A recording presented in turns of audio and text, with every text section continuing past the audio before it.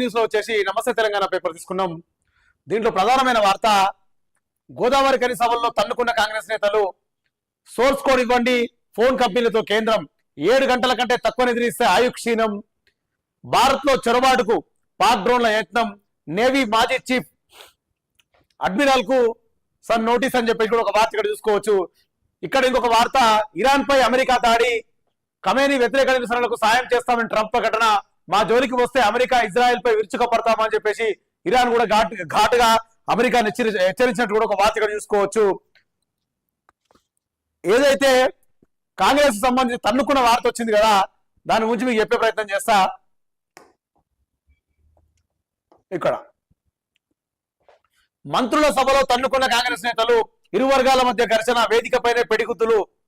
పెద్దపల్లి జిల్లా గోదావరికెల్లో ఘటన, రాష్ట్ర మంత్రులు పాల్గొన్న బహిరంగ సభలో 2 కాంగ్రెస్ నాయకులు తన్నుకున్నారు.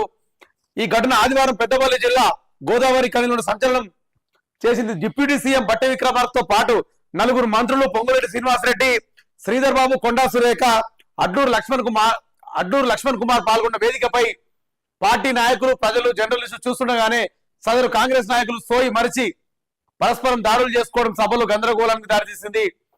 పెద్దపల్లి జిల్లా గోదావరి కనిలో రామగుండం ఎమ్మెల్యే మక్కా సింగ్ ఆధ్వర్యంలో సుమారు 600 కోట్లతో పలు అభివృద్ధి పనులు ప్రారంభోత్సవం, ఇంద్రమైన్ల పట్టాల పంపిణీ కార్యక్రమానికి డిప్యూటీ సీఎం బట్టితో పాటు 4 మంత్రులు, ఇతర ప్రముఖులు హాజరయ్యారట.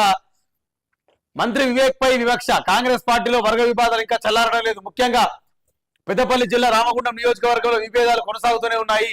ఇక్కడ అభివృద్ధి పనులు కార్యక్రమాలు జరిగిన సాక్షాత్తు కాంగ్రెస్ ఎంపీ గడ్డం వంశీకృష్ణకు సమాచారం ఇవ్వడం లేదు. ఈ విషయాన్ని అధిష్టానం దృష్టికి తీసుకెళ్లినా కూడా ఫలితం లేకుండా పోయింది. ఆదివారం గోదావరి కని నిర్వహించిన సభకు 5 మంత్రులు హాజరై పలు అభివృద్ధి పనులు శంకుస్థాపన చేసినట్టు కూడా ఒక వార్త చూసుకోవచ్చు. పెద్దపల్లి జిల్లా గోదావరి కనిలా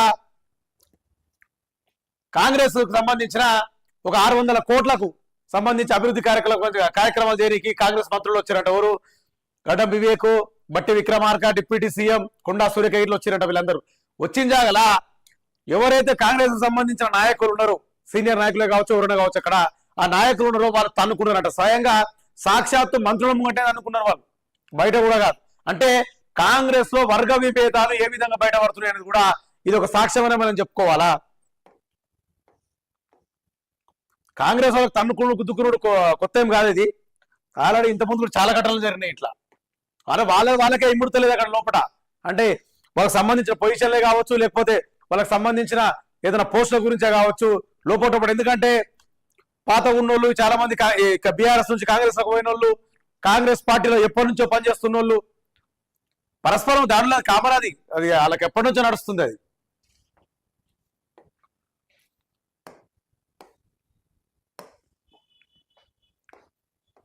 అదేవిధంగా ఇక్కడ అసైన్పై పిడుగు, పేదలను తరిమి భూములను గుంజుకుంటున్న ప్రభుత్వం, పారిశ్రామిక అవసరాల ముసుగులో ఫ్యూచర్ సిటీకి భూసేకరణ, పరిసరాల గ్రామాల్లోని బడుగు బలహీనుల భూములే టార్గెట్, 6 నెలల్లోనే 6,629 ఎకరాలకు పైగా అసైన్ భూముల సేకరణ, గ్రామాలు రైతులు తిరగబడుతున్న తీరని సర్కార్ భూదాహం, మరికొన్ని గ్రామాల్లో భూముల సేకరణ మరోసారి కసరత్తు, కేసీఆర్ సర్కార్ సేకరించిన